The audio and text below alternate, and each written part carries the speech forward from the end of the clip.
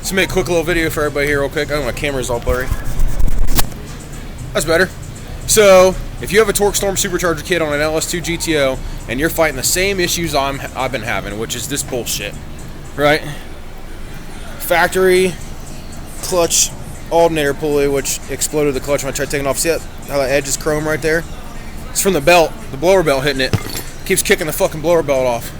Not off, but it keeps shoving it off the front of the crank. So, I found a thing online that said an 05 6-liter 3500 pulley would fit that alternator. It doesn't fucking fit, by the way. So, not without. No, there's no way. There's no amount of fuckery that can make that work. So, I have a 2005 LQ4 truck alternator here, which has the 4-pin connector that uses 2 wires. This alternator actually only was supposed to have 1 wire. It's 104 amps, so you lose some amperage over the GTO alternator. I was scared. The 145 looked like the case was a little bigger. The bolt pattern looked the same, but I didn't want it to not fit in the hole. So, does this thing really need 140 amps? You know what I mean? It's just a fucking GTO. So it's not like I got a sound system or nothing in it. So I wanted to share with you guys here. So right here.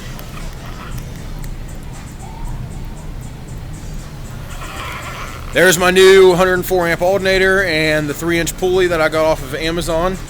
And then you look at the wiring schematics here. There's GTO schematic, battery positive voltage, charge indicator signal. There's the truck's pinout, right? A and D aren't used. I have a wire in B and C, but it only uses B, generator field duty cycle. So what I did was I took battery positive voltage, which is the orange wire on pin 1, and I hooked it to B, generator field duty cycle, on this guy, and then I hooked up the gray to connector C, and it works. So it charges like right over 14 volts. So everything's great. So now I'm gonna put the rest of this shit show back together with a new radiator since I cracked mine, and hopefully enjoy the supercharger belt never fucking coming off again. So it's never came off. It slides. It starts to come off. I don't know if it would come all the way off if I let it. Ate a couple of radiator hoses, and then I came up with this concoction, which is a re-angled